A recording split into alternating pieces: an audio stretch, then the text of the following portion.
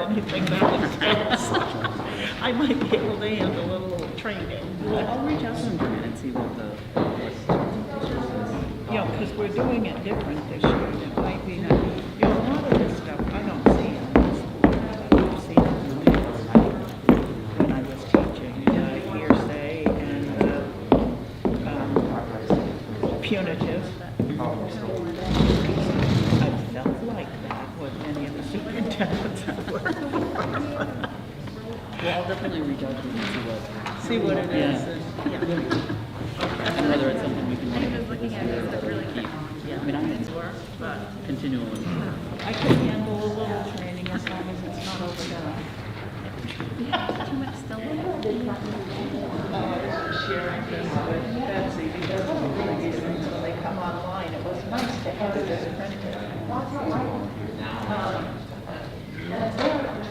Superintendent evaluation. dodge the bullet. And not I mean, not the job. Everybody else.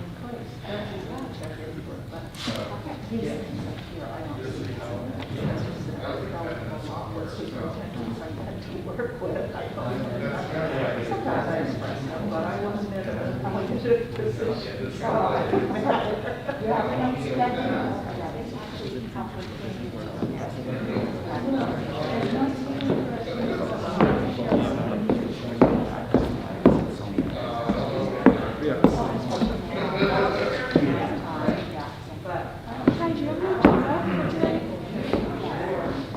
Yes, absolutely. This is happening. Budget workshop calendar. Good, how are you?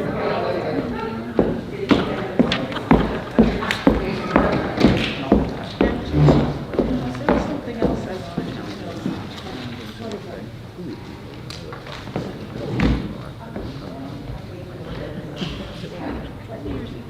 Tell me what you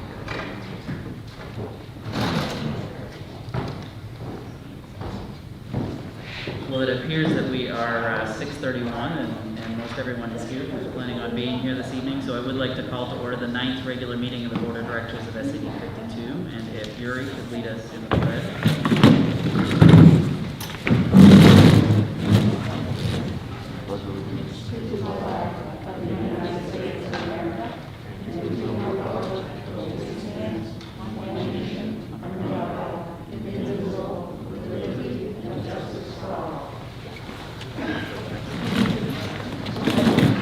Thank you. So our first order of business would be to act on the minutes of November 19th. Any errors or omissions on those? Seeing none, we can accept those under general consent. That brings us to communications. Kim, you're mixing things up on the other side of the room tonight. Actually, there are no communications this evening. That brings us to adjustments to the agenda. Yes, I would request that the board consider doing agenda item 9.8 before 9.6, because 9.6 is in executive session.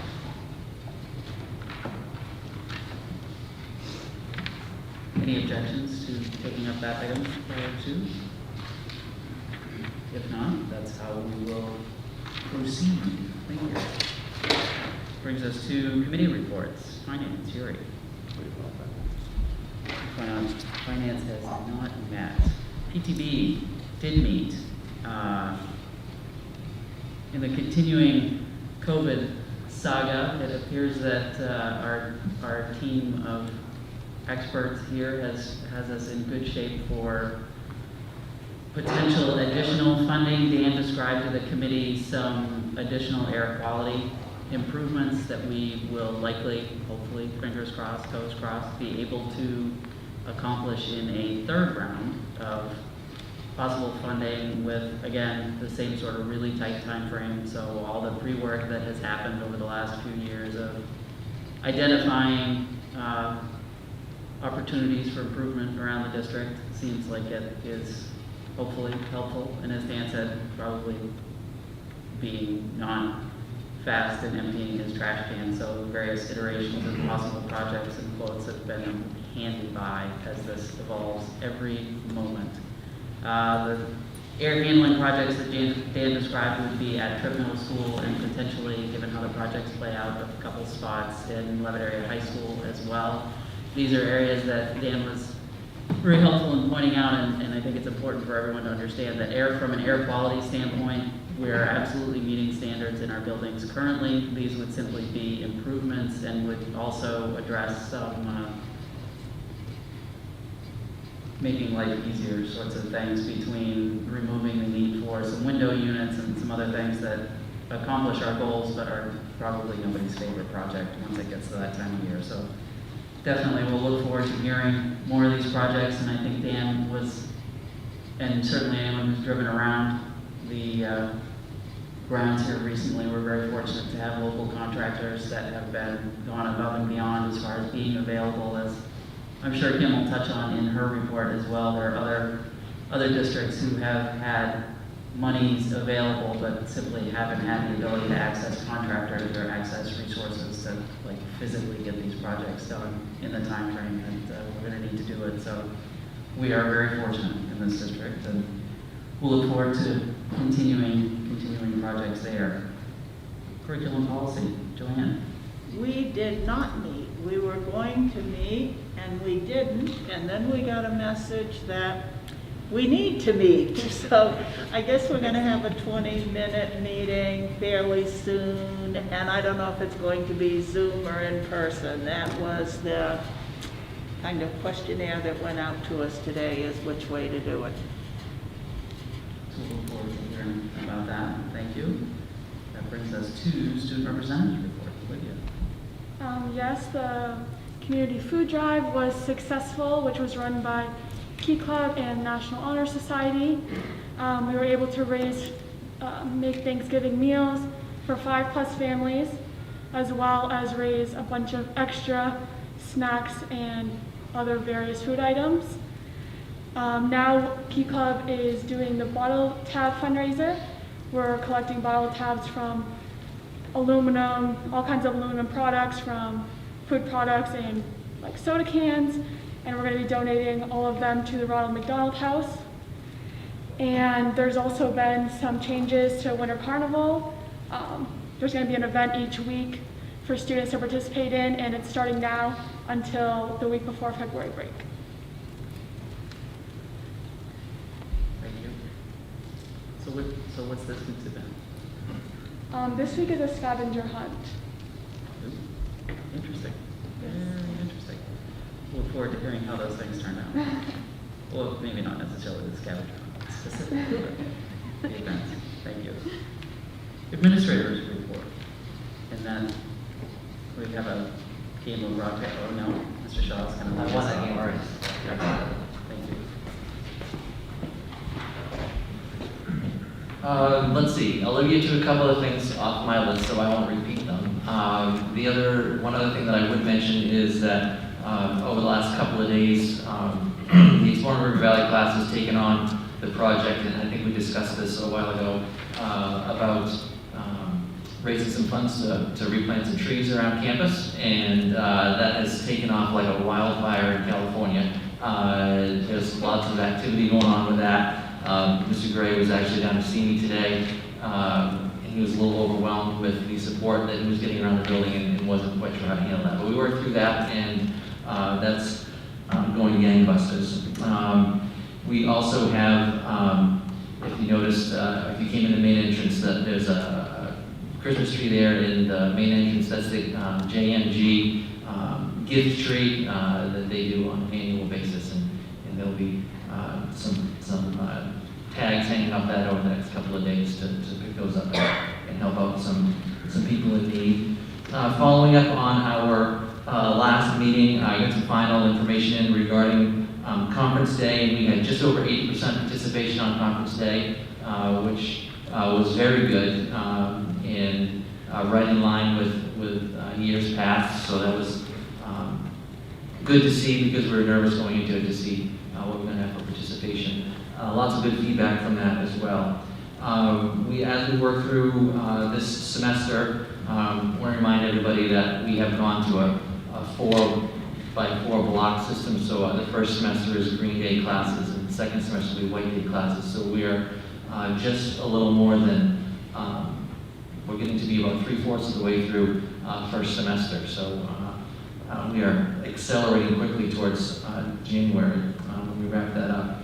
And we're keeping an eye on student progress.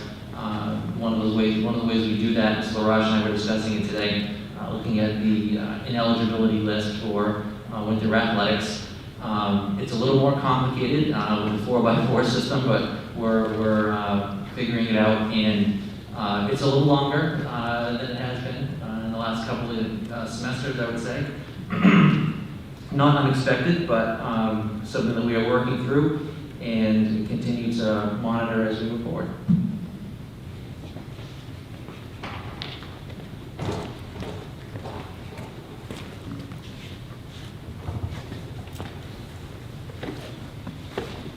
Good evening, everyone. At TRIP, I have these, don't ever forget to talk about those. That'll be your job. Okay, so at TRIP for conferences, we were at 92%, which is above what we had last year.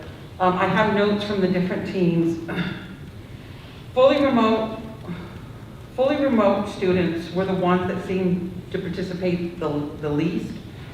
Parents really liked the format of Zooming with the teachers. It was less stressful and there were no travel times, which parents like. Easier to deal with siblings during the conferences and stay on schedule. It was a good way to be able to share information. For instance, if they wanted to share Google Classroom, the teacher could share their screen and the parents could see exactly what they were talking about, which was really great, or Power School. And the Bengals did say that they had a higher participation this year.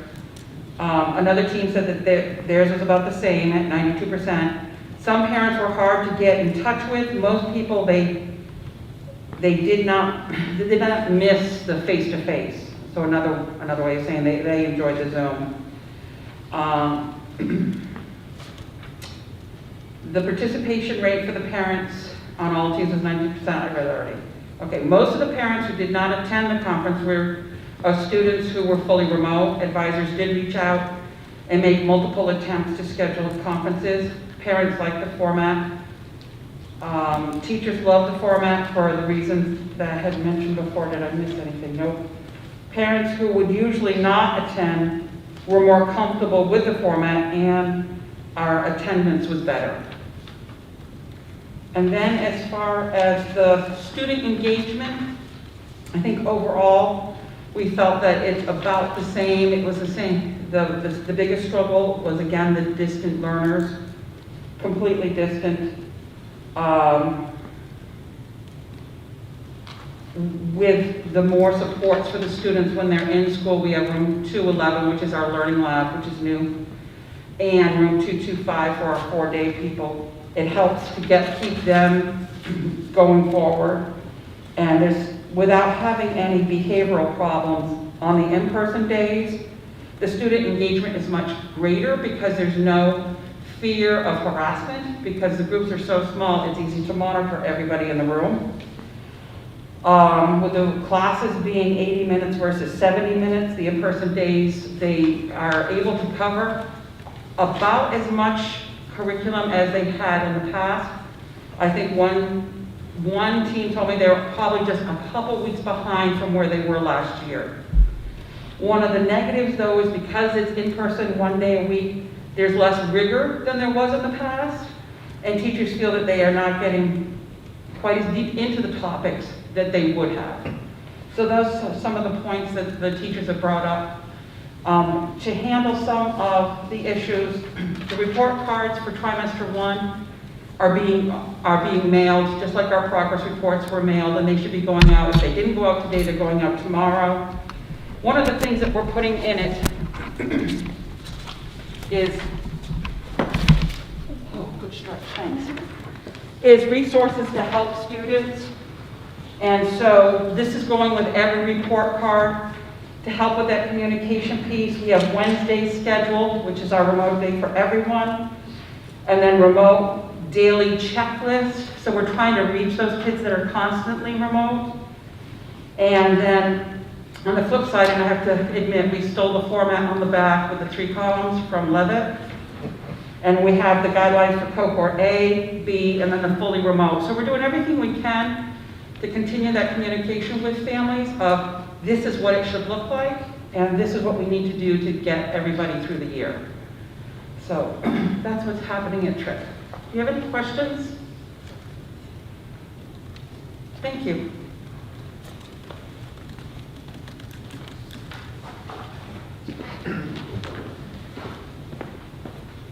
Good evening, I'm Ryan Patriot from Turner Primary School, and I wanted to talk a little bit about our parent-teacher conference, parent participation. I wanted to talk a little bit about our first round of progress reports, and I wanted to talk a little bit about Seesaw. So our participation, which I know I mentioned last time, was high at Turner Primary School. Historically, it's always been high. Last year we had 96% participation, and this year we have 99% participation. Now, I do want to share that any families who didn't get to connect with their teacher, I was willing to, if the teacher sent me the script and the information, I was willing to call the family and have the conference on the teacher's behalf. So any families who we weren't able to connect with, I put in some extra effort to reach out to them and provide support for them. So that helped a little bit, but we always have amazing participation at parent-teacher conferences at Turner Primary School. So I'm sure you're all aware that we passed out report cards for our first trimester at Turner Primary School, and I'm sure you're very aware that the scale is a 1 to 4, and a 1 is typically not meeting the standard, and a 4 is exceeding the standard. And there are a couple standards that last year our students struggled with, and they're the same standards that our students are struggling with currently, which is around reading text fluently and accurately, which means that the student has to be performing within their grade level range in reading, and then they need to be able to read the words accurately and then understand what it is they're reading. So those are standards that we're still working on at Turner Primary School. Last year we had 13 students who had not met that standard, and this year we have 6 students that have not met that standard. So the scores overall, the number of 1s is the same as it was last year. The same standards are standards that we're still working on with students. However, this year the number of 2s that we were providing feedback on was higher this year. So what that means is that the students are working towards the standards, but they're not quite yet there yet. And I noticed as the grades go up, the number of 2s went up as well. So we're working with our students in person and remotely to help them meet those standards. And I did notice that although the number of 1s is the same, the number of 2s is higher this year than last year. So the last piece I wanted to talk a little bit about was Seesaw. And Seesaw is the platform that our students are provided in grades pre-K through 2nd grade. And this week alone, there were 1,139 posts added. So what that means is when the students are at home, the teachers are posting assignments and daily attendance questions that the students are then able to complete digitally and submit to their teachers. And so this week alone, there was 1,139 assignments added, just for 1 week of remote learning. Then there was 332 comments. So when a student submits an assignment, the teacher can either give them verbal comments where they record their voice saying, hey, good job, I really like how you did this, let's keep working on this. Or you can do a comment where you type in like, I really like how you did this, great job, keep it up. So there were 332 comments given to students on their work. There were 748 likes of student work. So usually parents can see what their children are working on in class and at home, and they can like them. So like if you're at home during the day, your student is submitting work throughout the day, even in-person days, and so you can like those and comment them as a parent. So we had 748 of those. And then we had 157 family members visiting their student sites. Now remember pre-K, they come 2 days a week and they always have. So although we have a lot of pre-K families going on to Seesaw, it's a little bit different because they don't do the remote piece. But Seesaw is very engaging for our students. They really love it. And we worked really hard to teach them how to use it themselves. So their families are there supporting them with the work. But the hope is that our students can log into their own accounts, log into their own classrooms, log into their own assignments, and hopefully complete those assignments independently or with minimal support, because it's supposed to reinforce what they're doing in school. So what happens is if a student doesn't complete an assignment, our teachers have tracking sheets, so they're keeping track of how much work is getting done. And then each of our schools have an attendance team, and we're reviewing remote work that isn't getting done, and then we're reaching out to the families to kind of try to find out what those barriers are or what those hurdles might be, and then we really want to support them. So that's kind of the process we've been doing to keep our kids engaged remotely. And like I said, we've had a lot of success with Seesaw. A lot of people submitting assignments, doing assignments, giving feedback on assignments. So overall, it's been really engaging for the kids. Does anyone have questions about Turner Primary School? All right, thank you.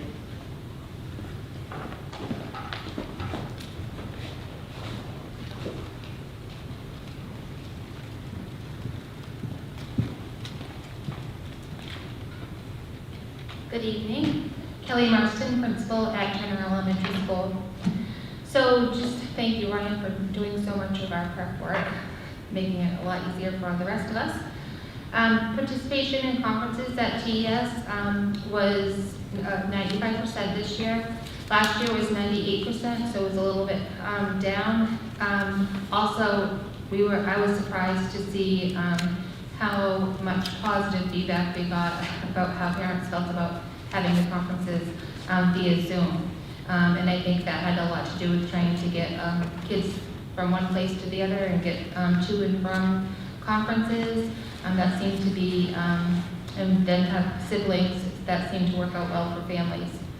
So teachers felt really positive about the conferences, and it seemed like those went really well.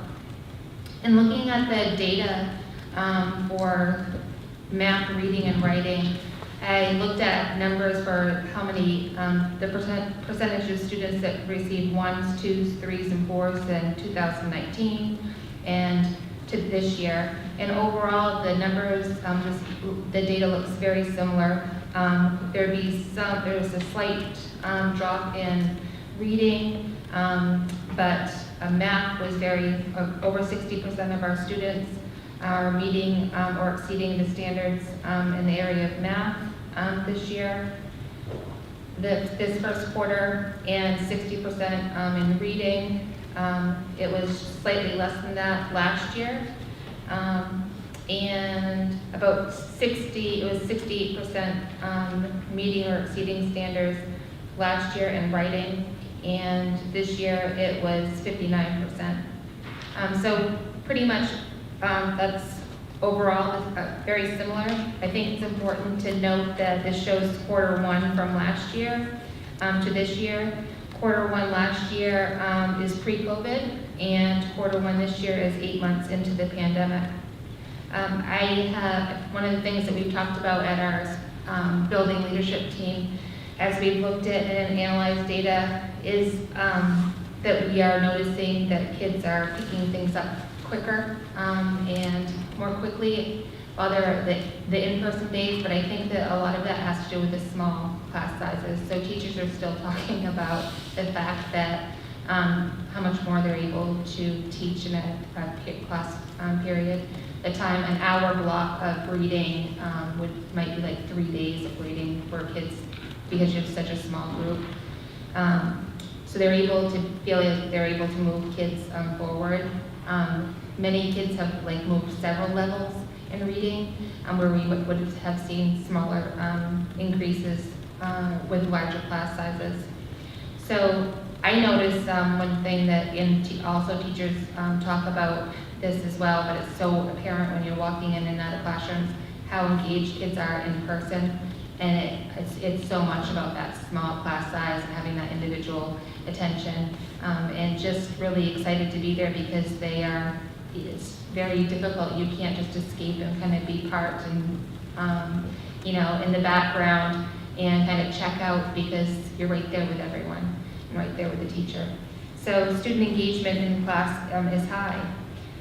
We looked at student engagement for the remote days, and obviously I'm not going to paint a picture that But it isn't, it's, remote days really challenging to get kids on that and to get in the groove of things. Part of that was that transition from the spring, where we caught ourselves completely, like we didn't know what we were doing, right? And we were all suffering. You as well, right? Trying to figure it all out. And a lot of professional development, great professional development at the end of the year, beginning of the summer. And then coming back, it's a transition for all of us, for teachers, for administrators, for students, for families, to do that. And we knew that we needed to do something to really make sure that families and for the kids to understand that it's not, you don't go to school just 2 days. It's 5 days that matter. And so part of the attendance policy that we had worked towards to create, that I think all folks are familiar with now, what we're noticing is the student engagement for the remote days has completely gone up, because it seems like that was a message like, oh, it really matters what either my child's doing, or for kids that are old enough to take responsibility and their ownership for their learning, that this really matters what I'm doing, and they're noticing. So just even me being able to follow up and touch base with students, you know, call them in, have a conversation about, tell me about what your remote days look like. You really struggle to get into in some assignments. What can we do to help you? They know, they just need to know that somebody's noticing, and it matters, you know. So I think that's a big part of it. So I'm feeling like we're on a really good track. I feel like we're going in a very positive direction. I expect higher student engagement for remote days. I think that we are projected to be able to say that we have much higher rates.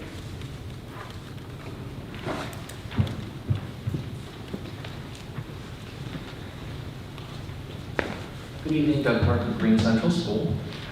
Just want to share just a few points with the board this evening. Green Central School, most recently at their parent-teacher conferences, we did have a 91% attendance rate. Any parents or guardians that were not able to come, we do a follow-up with them and do another reach out. We're available at any time. Let's schedule a mutually convenient conference, and we continue that outreach regardless. I know that there was certainly some concern around the number of ones and twos, as Mr. Patry explained on the report of progress, exactly how that works. Looked at an analysis in math, reading, and writing between last year's first quarter, this year's first quarter. And in mathematics, we actually had a slight decrease in the number of ones and twos on the report of progress, meaning there was an increase in threes and fours, which is great news. With reading, there was a little bit of a bump up in the numbers of ones and twos on our reports of progress, an increase of about 7.8%, something like that. But in writing, again, there was less than a 1% increase in the numbers of ones and twos, meaning that we had some pretty solid performances with students attaining threes and fours. And also considering that, you know, there are a lot of things that we talk to parents about, the fact that this is a snapshot in time, kind of the fact that our kids are not with us nearly as much as we'd like them to be. This really actually isn't the same group of students. The cohorts have moved on, some have moved in, some have moved out, some are now doing homeschool. We've got a new group of pre-Ks, a new group of sixth graders, other sixth graders have moved on to the middle school. Different numbers of students, and obviously we have a pretty significant impact from the first time we had to go completely remote. As Ms. Marston pointed out in the spring, we've come leaps and bounds from where we were there. As far as our remote instruction, I think most points have been well stated, and we feel the same way at Green. We see some of the same issues. That connectivity at first was an issue. We've got that essentially worked out as far as making sure that students and families have devices, hotspots, etc. And our teachers are doing incredible work making connections with families in all manner, whether it's phone, Zoom, Google Meet, texting, even home visits. So we just want to make sure that we're really trying as hard as we can to minimize the negative impact that COVID has on kids' access and complete application to their schoolwork. So really, we're looking at, ideally, it's a balance of expectations of families' capacity to work and versus or in conjunction with their kids' ability to complete the work. So that's really the kind of the tipping point that we're working toward. Do want to point out, I think Ms. Brandt might mention this a little bit later, but as most of you probably know, Green Central School was issued as an outbreak or labeled as an outbreak site right before Thanksgiving. And we had to immediately go remote. And I mean, granted, it was only 3 days and we're so happy to be back. But because of all the hard work and the experience of the teachers have been incredible. They use their professional development and they've been doing a lot of training with experts down the hall, with administration, our great tech teacher. And the transition did not even allow folks to come in and run off packets or anything. The time frame was nothing. It was school's closing today, we're going remote tomorrow. And fortunately, we had done our very best to be prepared for exactly what happened. That was kind of like the fear in the back of my head, that administrator thought that, wow, what's the worst that could happen? Well, that's exactly what happened. But fortunately, the kids and the teachers were able to make that transition amazingly well. We do have hiccups, of course, but we're going to continue to work to smooth out all of those, both with CSO, which is, as Mr. Patriot mentioned, pre-K to 2, and then through Google Classroom, which incorporates grades 3 to 6. So overall, we are going to continue to work on that, on the remote work and make sure that all of our kiddos are connected, whether they're in school or away. Any questions? Thank you very much.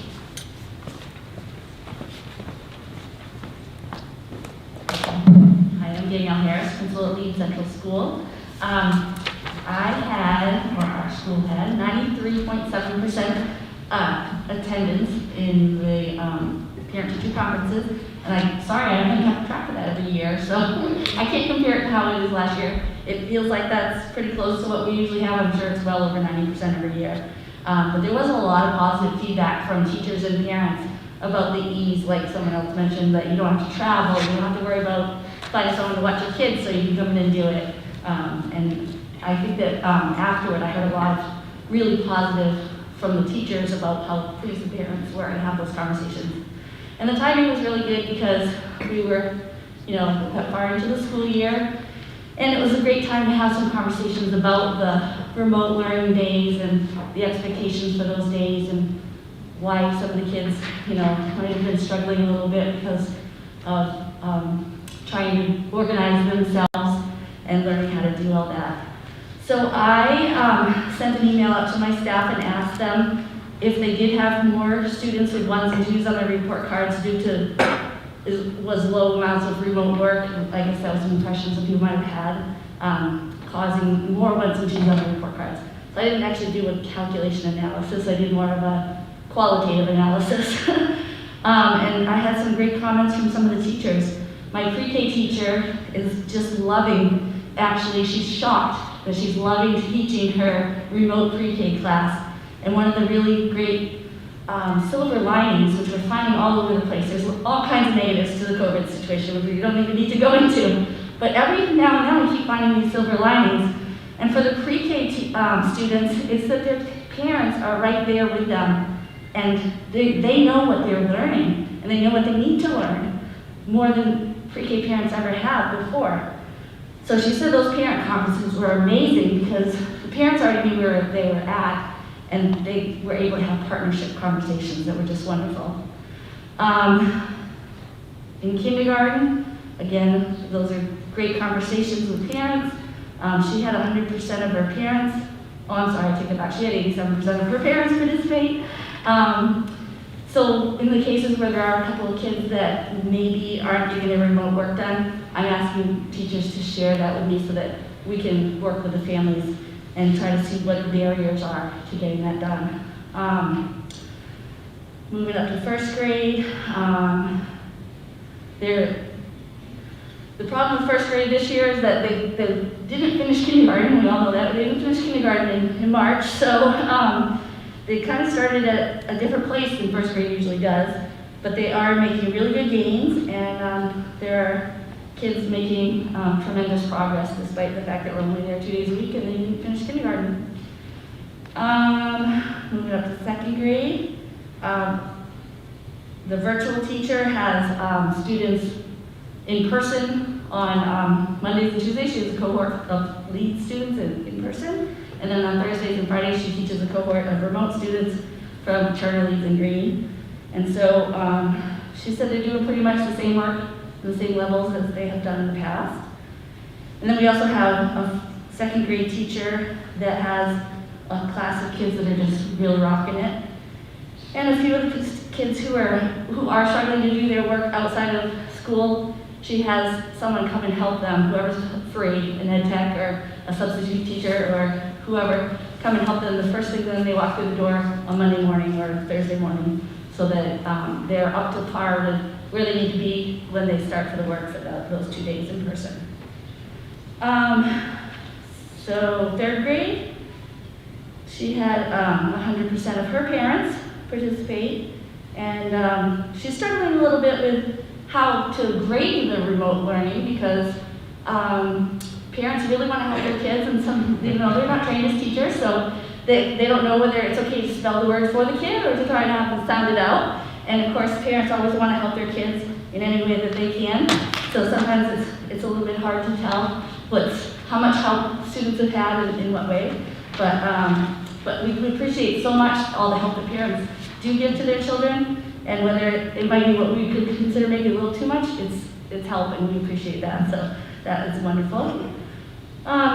So I have a fourth grade teacher who's doing fully remote all week long, and he had 100% of participation with his parents, and he said that it was good to have those conversations with the parents about getting all the work completed and so on, because it's a whole different world to do fourth grade online. And the teachers in fifth and sixth said they didn't really feel like students were getting lower grades than in the past, that the kids are working hard and really making some gains, and it is a struggle for kids to spend 3 days at home doing their work, but many of them do have some great supports out there, and we appreciate those that do, and I'm working with the teachers and the families on those that don't. So it's been a very different year, but the comment that I think it was Mrs. Marston said about the engagement in the classrooms is just amazing. When I walk through a classroom and there's only 8 students there and the class lessons going on, they are so engaged and they are learning so much in that short amount of time. There's so much less behavior going on that would have had to have been addressed, and the kids are getting so much more attention, and their friendships are so strong now because they can't mix together classes, unfortunately. And so again, there's the downside, but there's the upside is that they're making some tremendous friends and some really great classes, and this working in small groups is going to be hard to move past, actually. We're going to miss it when we don't have these little tiny classes of kids. So we're doing pretty good. And any questions about Leeds Central School? All right, thank you.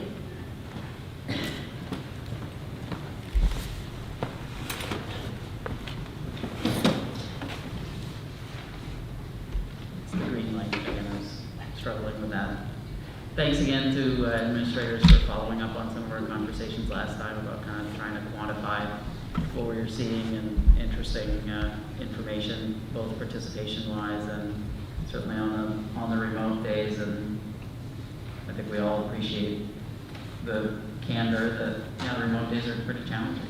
There's lots about this that's challenging, and keep up the great work. And I think that the board appreciates regular updates like this, so we hear kind of an unvarnished version of what's going well and what we still need to have support on. So thank you for that. Kim? You even have your own microphone, so this is I'm ready. seamless. Okay. So as you know, we received CRF, or Coronavirus Relief Funds, for round 1, as well as round 2. Part of round 2 was to ask that should there be any money that was left over because districts couldn't access what they had access to, would we want or need any more money? So I had Michelle say that we would like another $1.2 million. We thought perhaps Siemens might be able to do a project for us, plus we had some other things in mind that we thought, if we can get them, let's get them, let's try to get them. Well, then we found out that we did indeed get that additional $1.2 million. So we were both very excited about that and a little bit daunted because the timeline is still everything purchased in place by December 30th. So we still have that really compressed timeline. We found out about this money, I want to say it was Friday afternoon perhaps, before Thanksgiving. And then we had to have it submitted Tuesday after Thanksgiving. So it was a super short timeline. However, the administrative team came together. Dan in facilities was busy working on the list of projects that we always have in mind, of what we might be able to do. The administrative team met on, or maybe it was Wednesday, Tuesday, to discuss what we thought we would like to use that money for.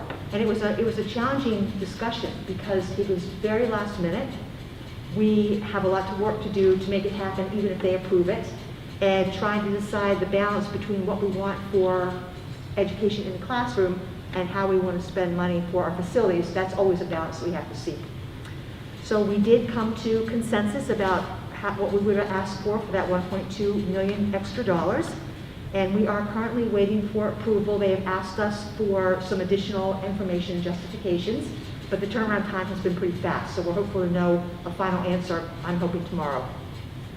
In any case, some of the things that we are hoping to get with that additional 1.2 CRF funding would be additional classroom supplies and manipulatives.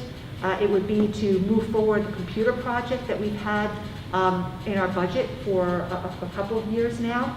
So we move forward with that, and that would get either Chromecast or Apple TVs for teachers. And then we're also asking for a refrigerated truck to help for food service with all the meal preparation and planning and moving around. We also are asking for a freezer for storing all the extra food that Dave is purchasing for the meals.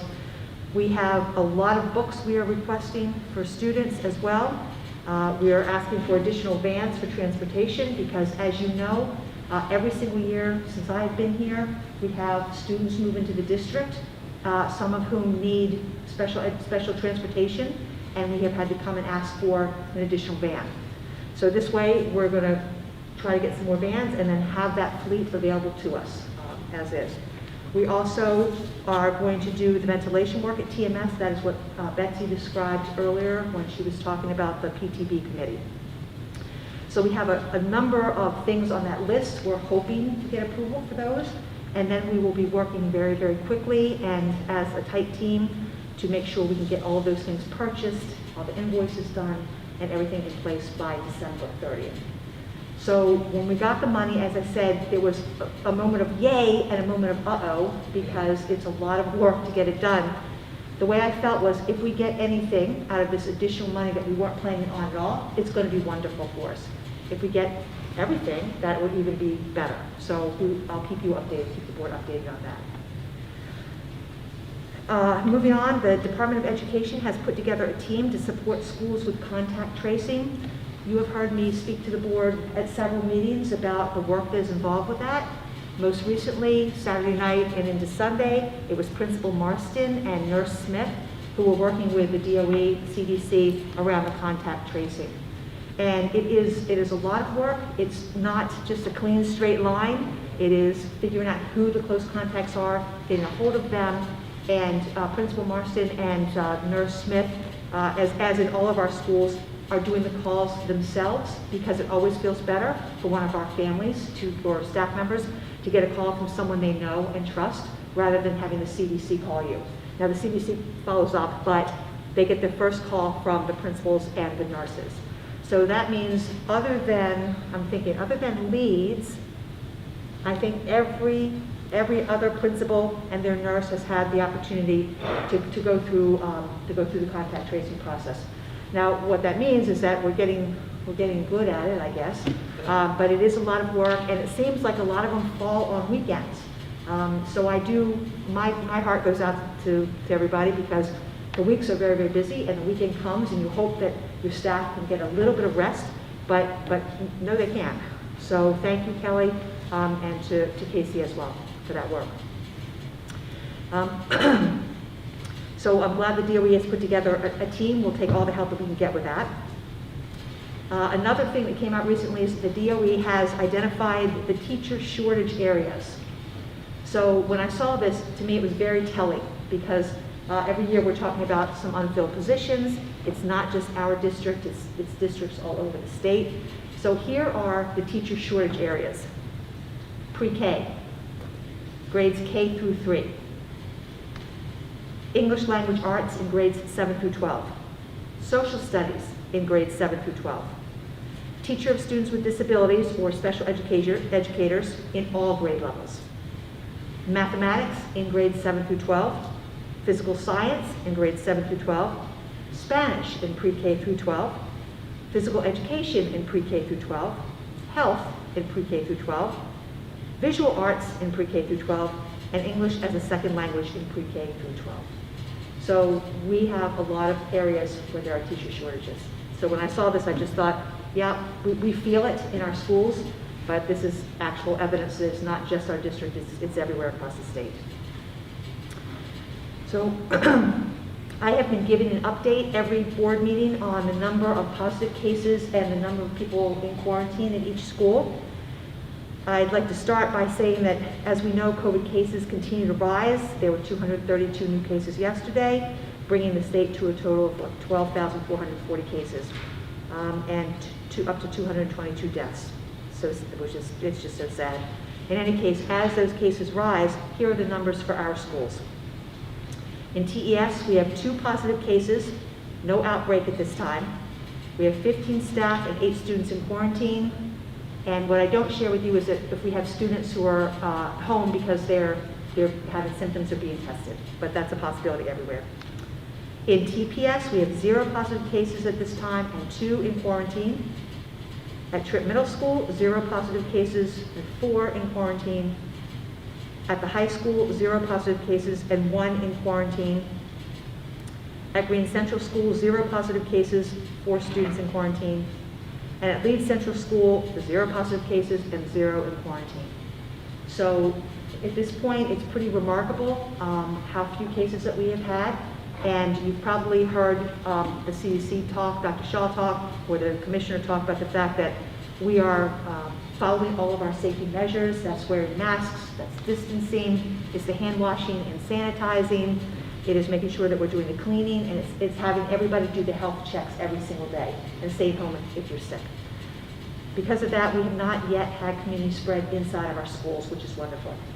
Now, we do know that there was traveling for the holiday, for Thanksgiving holiday, and it could be that we will begin to see increased numbers at any time now.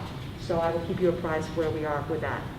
I did want to remind everyone that the travel requirements remain the same as they did at the last board meeting, that if someone travels out of state to any state other than New Hampshire and Vermont, they do need to either have a negative COVID test within 72 hours of returning or quarantine for 14 days.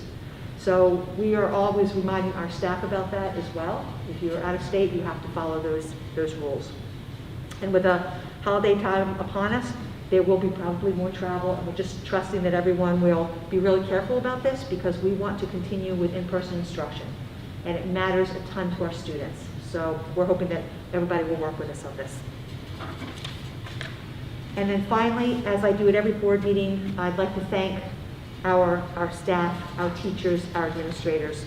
They are doing an amazing job in supporting students, both academically as well as socially and emotionally. And they're doing it in a really challenging environment. The hybrid model is not just different, it's difficult, it's challenging. And yet I see people stepping up all the time to see what more they can do. We are concerned about the way people are feeling with so long of a period of time of things being quite challenging. The administrative team continues to talk and brainstorm about ways that we can further support our teachers and our staff. This week, I meet with our TTEA leadership on a regular basis. Anyway, we talk frequently. And this week, for one of our regular meetings, we also spent some time talking about different ideas for further support for teachers and staff. So we have some good ideas, and we're going to move forward on those as well. But I want you to know that amazing work is happening, even with all the challenges. Our staff is phenomenal.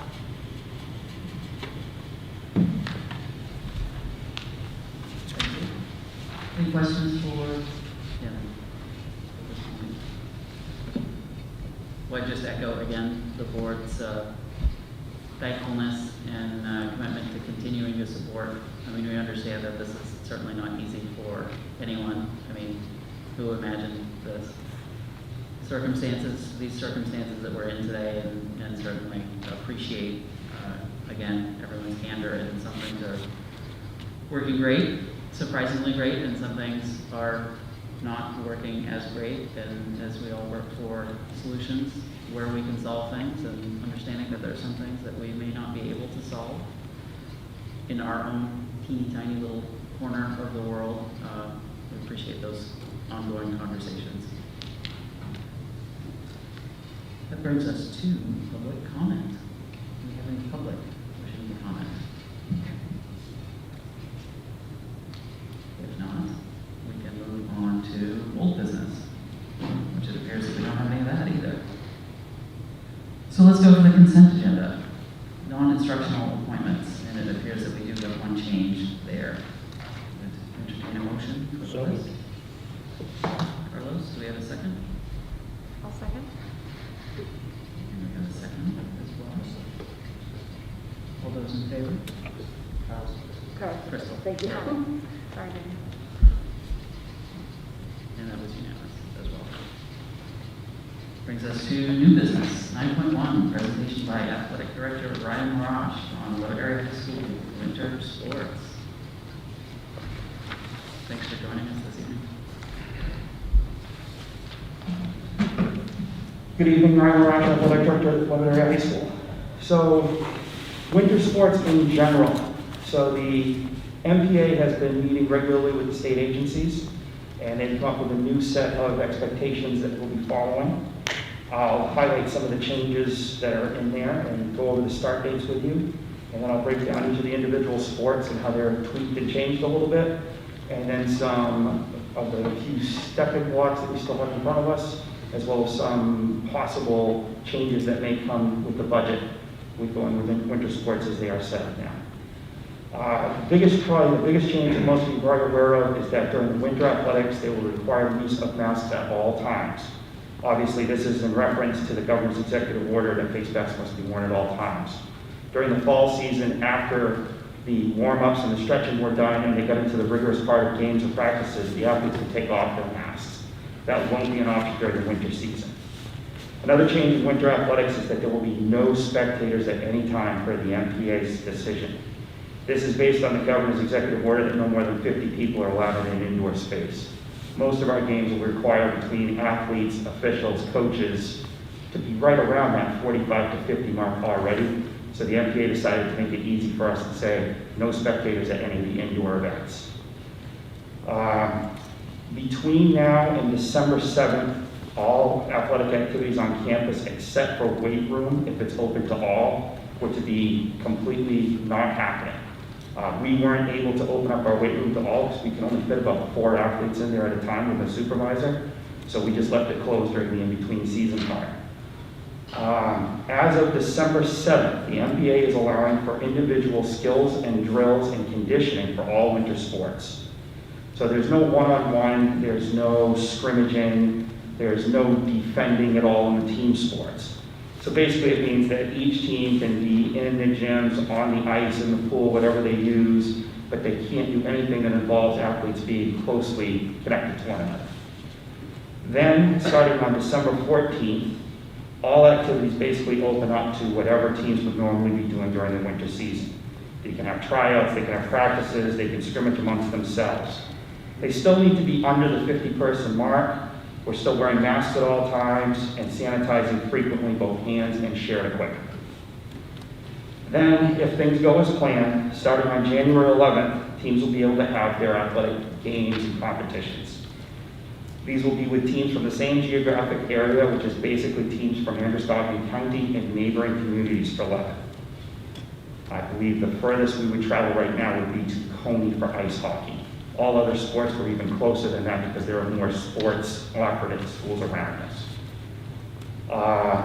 Those games will not start until January 11th. That way we have a week and a half of getting academics back on track in the schools before we start games. The teams will practice during that time, but we'll have a little bit of time to get back into the academic swing before we start games. As I said, this all stems from the MPA's guidance, as well as the several government agencies, including the DOE, the DHHS, and the MSAD. If a county were to go yellow, which right now Androscoggin County is yellow, all athletic events would be suspended during that time. So that's kind of a big piece right now that we're going to have to get past. Unless we become a green county tomorrow, a little after noon time, we won't be starting on December 2nd. The way the numbers are going, we haven't gone down as a county, and the state all around us is going up. So I imagine we'll probably be staying yellow for at least a couple of weeks. But as Evan and I have talked about several times during this, as soon as we start to speculate about what we think will happen, it goes the other way.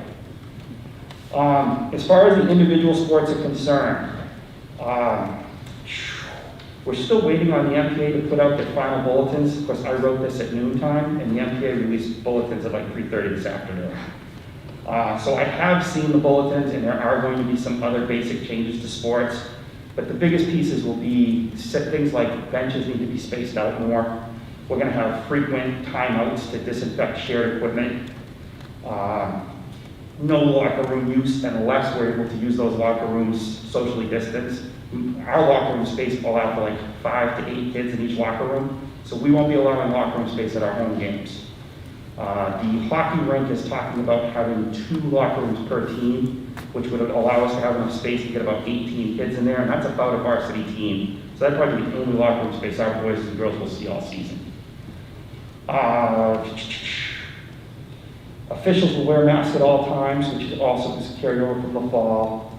And again, all of our games and matches will be socially close to us.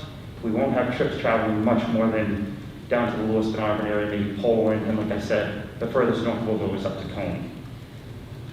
So now I'll break down each individual sport fairly quickly. Our swimming program has been a very quietly organized agreement with Every Little, where they bring in 3 to 6 of our swimmers each year. And we keep it very quiet, we don't advertise it. The kids who have been swimming all along know that this is an opportunity for them. The older kids make sure the younger kids know as they're coming in that this is something we do. Unfortunately, with the restrictions on the number of students allowed in the pools and the number of students allowed in each lane at the pools, Every Little is no longer going to offer this to us, at least for this winter. So our 3 returning swimmers and at least 1 freshman swimmer that I know of are not going to have an option for swimming this winter, unfortunately. That's out of our control. The other sport that's going to be a bummer for our student athletes is indoor track. Unfortunately, we use the college campuses for our practices. We go to Bates 2 days a week. And for our meets, we have all of our meets at Bowdoin, Colby, USM, and University of Maine, Oregon. All of the college track teams in the state of Maine right now are canceling or postponing their season, and they haven't opened up their facilities for their own students. They're not opening it up for high school students and saying, why don't you guys bring in 100 kids from 10 different schools and see what happens?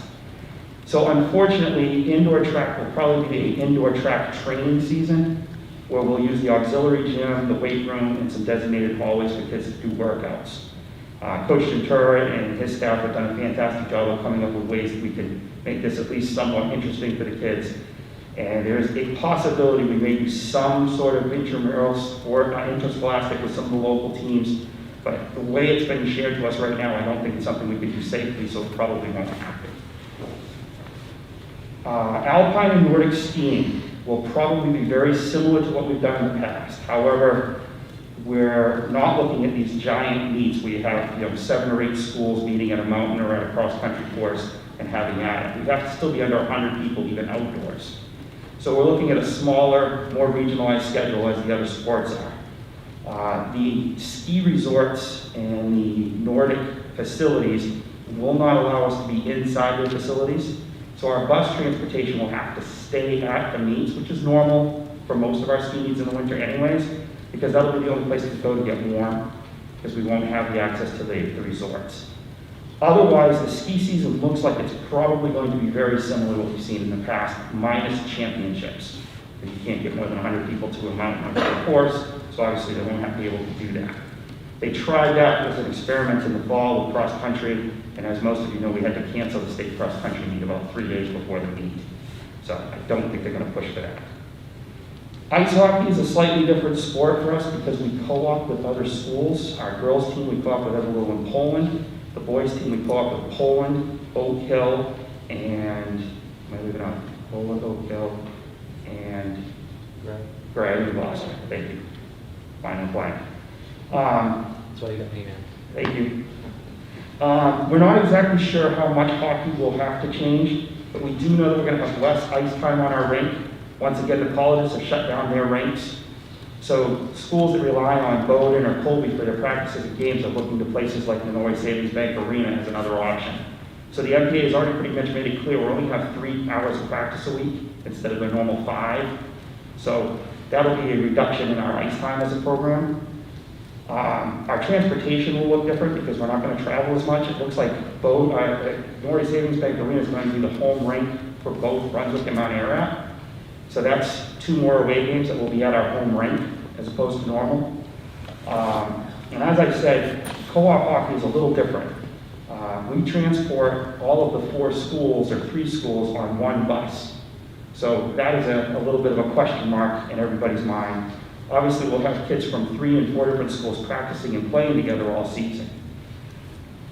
The answer to that is a lot of our teams, a lot of the kids that are involved in these teams, the same school is sent to Lewiston Vocational School, so we're already mixing some of these cohorts together to begin with. And to be quite honest, we hate to single out one sport because of a situation like this, so we feel that we should probably just treat ice hockey the same way we're treating everything else in spite of these slight differences with the co-op. Cheering will look different this season. Ironically, there will be no cheering at all. They won't actually vocalize during their competitions this year.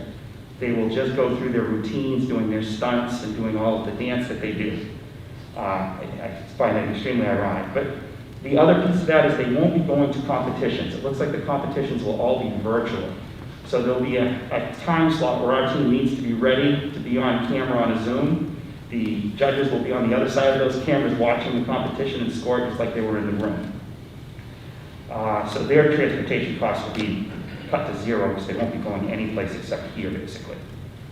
Basketball is probably the sport that will be the most normal during COVID, as the big 2 changes will be masked at all times, no spectators. This is the sport we probably have the most control over because all of our practices are here in our facility on campus, and all of our home competitions are here on our campus. As I said, there would be some financials that may be different. I can't exactly explain how they're going to work out, but our transportation will be different. Instead of having some longer trips, we're going to have much shorter trips, but our buses will take the JV teams down to where we're playing, drop them off, come back to campus, pick up the varsity team, go back to where we're playing, drop off the varsity team, pick up the junior varsity team and bring them back, then pick up the varsity team and bring them home afterwards. So they'll be back and forth, but the trips will be to places like Poland, Edward Little, Lewiston, Maranipa, Gardner. So we won't have any trips down to, like, say, New Hampshire on the border, or up to Bangor, Brewer to play up at that area. We will have fewer facility rentals for the season. We're not going to rent out baits at all for practices because we can't get in there in the first place.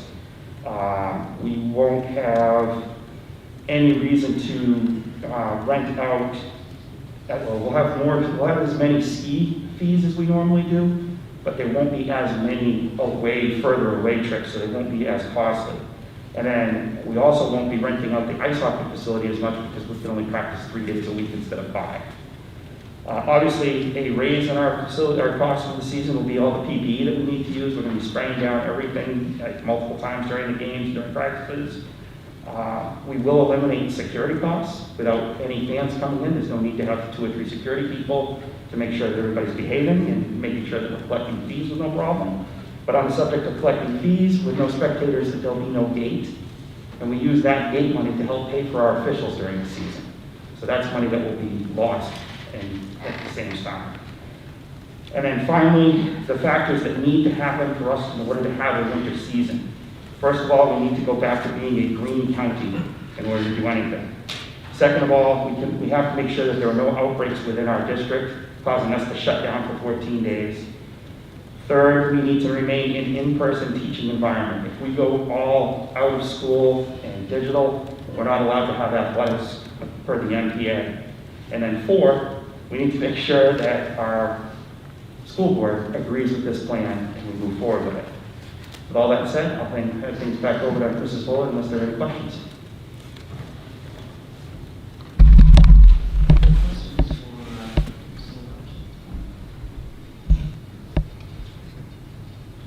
I guess I have one, just from a logistical standpoint. So say something magic happens and we're green tomorrow.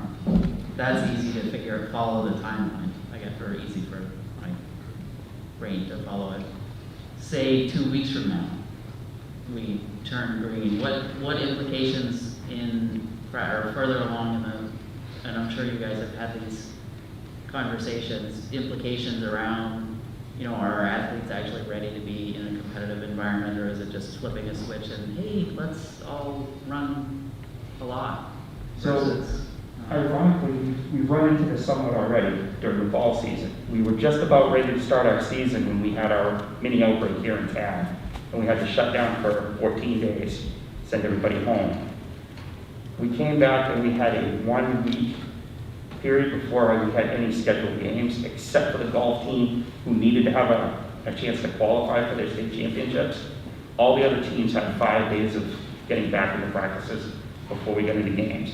I can't guarantee that would be the case because we don't get to control our entire schedule, and we have to have all the games done by the second week of March, I believe is the time frame. Our games are supposed to be scheduled through to the last week of February, and then they're going to give us the first 2 weeks of March to wrap things up, as of now. Now, with that all said, there's any possibility of things that could happen at this point.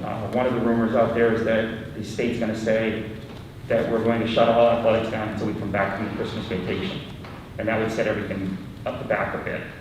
So to answer a pretty simple question, I really don't know exactly what it would look like depending on how long we would be yellow. We're not the only county and we're not the only school that would be dealing with it. I think as a conference, we would probably give some leeway to the schools that have been put in that position. I know we worked really hard with Oxford Hills when they were out for 2 weeks at the end of the season to reschedule and move things around. We moved our last 2 football games into the first week of November to help accommodate for their games. So I think everybody's willing to work with each other to make it work. That's it. The other thing I would add to that, what Ryan's explanation, which was a good one, is that historically, when you have sports seasons, you have to play minimum numbers of games in order to participate in postseason activity. That's not an issue this year. So as we were working through the fall season with some schools, there were some games we weren't able to reschedule, and that was fine. So we were able to get what we were able to get. So in your example, if we were able to start, say, for example, in 2 weeks, we can build up to it, to a start. We wouldn't be thrown into a game on the first day back. And certainly, I think we're very fortunate. We have experienced coaches who will have a sense of that too. Right. It was very reassuring to hear your description of the flexibility that other schools, and obviously we're not in this alone, and something is better than nothing. None of this looks like what any of us imagined, and something of a season, if we're able to do it, certainly sounds like there's a lot of work going on to put forth a framework whereby that could happen. And I would say like 80 to 90% of our schedules will be with other schools from Androscoggin County. So if they're yellow, we're yellow. So we'll have to work together to try to make what we can happen. Other questions? So if I understood the presentation correctly, there was an item number 4 that involved us specifically making some sort of decision in either support or non-support of moving forward with this sort of scenario. I do believe that we are looking to make sure that we have the support from the board to make sure before we move on at this point. I would entertain a motion to that effect. So moved. Carlos? Second. Yuri? And further discussion on this? Yuri? You mentioned that if a school has to shut down, that it would postpone a period of time where you couldn't participate, where the teams couldn't participate. Is that true just for high school kids? Is it just the high school, or would it be if Green had to shut down, that Levitt wouldn't be able to participate? Just here at the high school, but if the whole district would have shut down, we have to shut down as well. Thank you. Other questions? Seeing none, all those in favor? Opposed? Abstained? I'm abstaining. One abstain? Thanks for all the work that clearly has gone into this. There's obviously a lot of moving parts, and you referred to not having seen those bulletins because they were probably out not that long before you were here. So I appreciate everybody, and I think the board certainly, there's a lot more information around this up front than we dealt with in the fall, and I think that certainly everybody is in a better place to make some decisions, so thanks for that. That brings us to 9.2, review of the 2021 budget workshop calendar. Yeah. Thank you, Becky. So this calendar is similar to what we have done in the past couple of years in terms of making our budget workshops begin at 6 o'clock instead of 6:30, so we have a little bit of extra time, and in being very transparent about exactly which warrant articles we will discuss and review at each of the meetings so that anybody who's interested in a particular area will know which night the board will be reviewing and discussing that particular area. So beginning February 25th, as it says there, with the initial budget books, I will give the overview and our administrators will present their executive summaries, which is also basically an overview of what you'll see in each of the budget areas. Then on March 11th, we begin with the specific warrant articles. That would be regular instruction and special education. And then you follow down March 18, March 25, and you notice that each subsequent date, there are more warrant articles that we will review, or the board will review, and there will be a revisit list. So if there are questions from any of the work that we're discussing on one board budget workshop, we can get more information for the following meeting. So we have that revisit list to go back to any questions that were left from the previous board meeting. Then we get up to April 1st, and we have the final revisit list on the most recent warrant articles, as well as anything else that is still outstanding. And then the board would take action to adopt the final proposed fiscal year 22 budget. Then in April 8th, that is when the board votes to call for the district budget meeting and the budget validation referendum and decide the warrant, the budget warrant. The April 9th is really more for us than for you, and that's we have to make sure the booklet that we send out to every single community member goes to the printer on that date. And then the 15th is reserved if we should need a special budget workshop.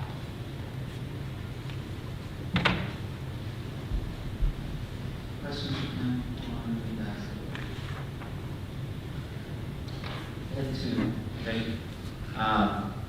Does it really seem wise to have the final adoption on April Fool's Day? That seems like after 2020 that's kind of the case, but I thought that, so I guess the other question would be, when we list April 15th as a special budget workshop, if needed, we've talked in years past about having kind of an extra date built in there prior to going every week with the process. Would that, if that one was needed, would that be more of a matter of everything would be pushed? Yes, everything. Assuming that we had to miss April Fool's Day, just say. So, yes, everything would just be pushed Okay. forward. And then we communicate that appropriately, that say didn't happen except for the whole year of 2020, then those things would happen on April 8th. Right, So, correct. thank you. Yuri? If that were the case, doesn't mean the book's already at the printer. I'm sorry? In the scenario where if we needed that 15th, where would we be at as far as getting the book to the printer? I still can't hear you. If it happened, we need the April 15th, what? If we needed to use the April 15th meeting, wouldn't that mean the book was already at the printer? Well, we'd have to push that back too. Yeah, yeah. So we have that date sort of, but we don't really have it to here to schedule it as the book printed. Well, we just have to push everything back. We have not used our special date yet, doesn't mean we wouldn't.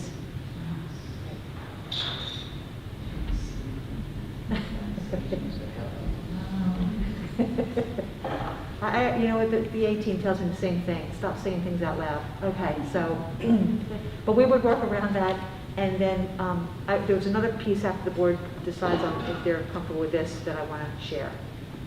Any objections to that schedule? And I think that it is similar to last year in that we met quite frequently, Right. every week instead of every other week. Joanne? I guess a comment and a question. I like having the revisit list the week after the meeting to get more information. But are we going to make a decision on those revisit lists the week after?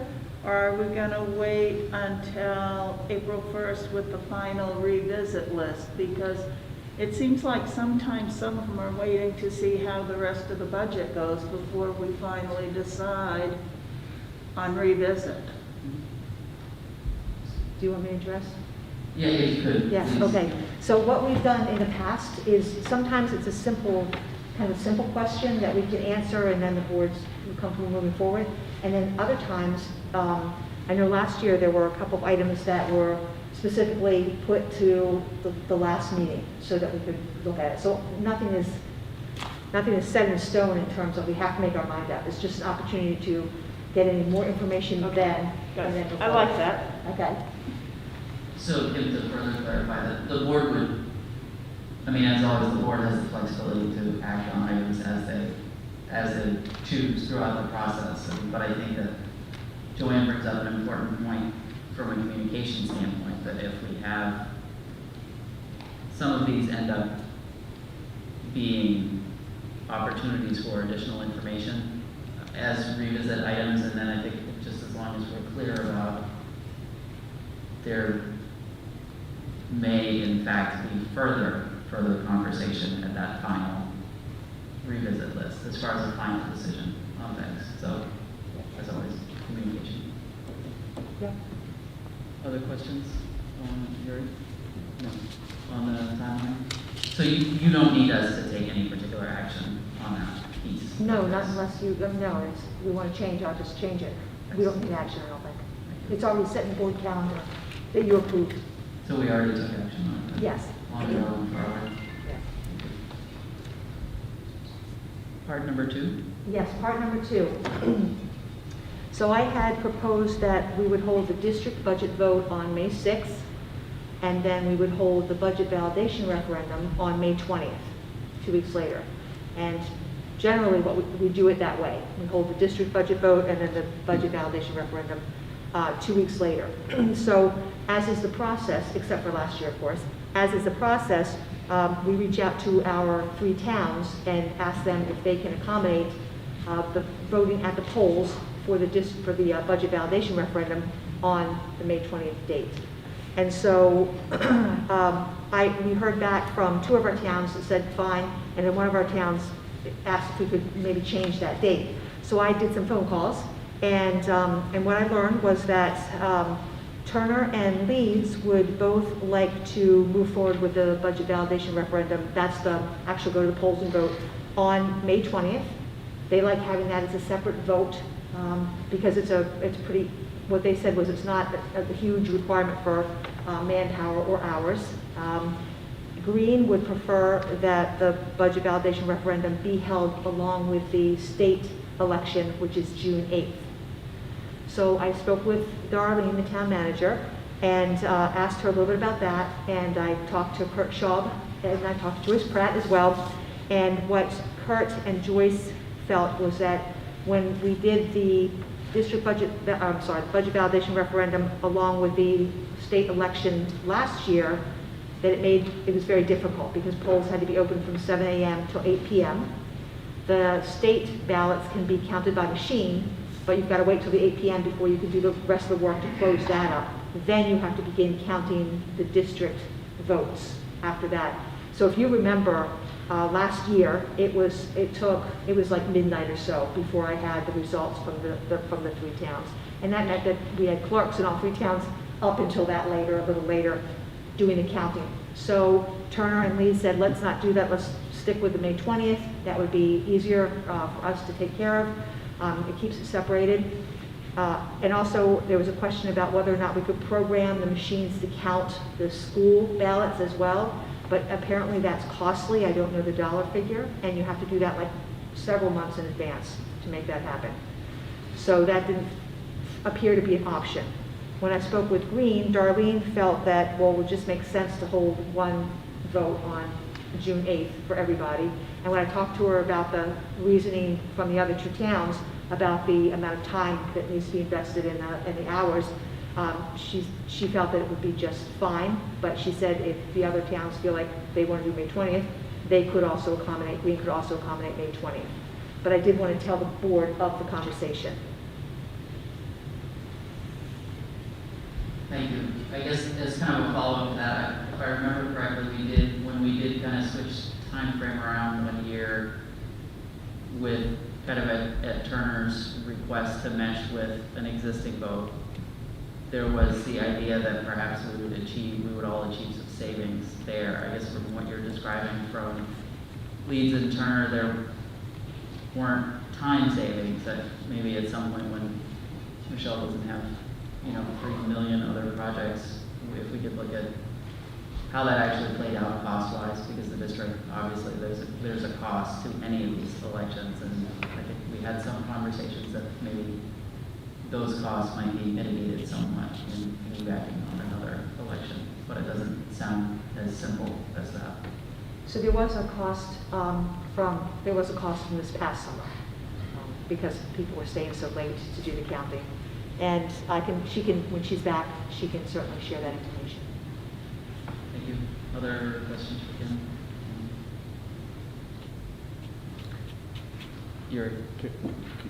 If you have a chance, could you look to see how much more participation we had with pairing the elections together last year versus the previous year? Because it seems, if I remember right, it seems like we had a lot more community participation. We had really, really high participation this past summer, very high. I can look back and get the numbers for you over the past 4 years for the next meeting. That would be helpful, yeah. That was the other, if I remember, that was the other component of that conversation around piggybacking on an existing vote, that we would get a few more people that we wouldn't necessarily get in a standalone. Right, I'm not sure that it did play out that time. I'm not sure it played out that way that time. But I don't want to go off my memory. I want to look up the numbers. As far as setting that date, we're not under the gun to make that decision tonight. Correct. Correct. So we could have this conversation with some of those. Yep, yes we can. Anything else for Kim on either the dates or time frame or anything like that? Thank you. We'll look forward to more of that conversation. That brings us to item 9.3, second reading and adoption of revised policy JLCB, immunization of students. So moved. Carlos, do we have a second? I'll second. Crystal? All those in favor? Unanimous. 9.4, second reading and adoption of revised policy JLCC, communicable/infectious diseases. So moved. Carlos? I'll second. Excellent, thank you. Any discussion on this one? Seeing none, all those in favor? Unanimous. 9.5, second reading and adoption of revised revised policy JFC, student dropout prevention. So moved. Second? Crystal, discussion on this one? Seeing none, all those in favor? Unanimous? And as discussed earlier, we would take up item 9.8 at this point, and that is approval of anonymous donation of $1,000 to Trip Middle School. So moved. Carlos? Second? Crystal? Discussion on this one? Seeing none, all those in favor? Unanimous? And unanimous thanks, I think, on that as well. So at this point, our only other scheduled agenda item is an executive session to discuss TTEA negotiations. Do we have any other items of business that we need to take up this evening? If not, I would entertain a motion for 9.6. So moved. Carlos? Second. Crystal, thank you. Team effort here. All those in favor? Unanimous. Thank you, and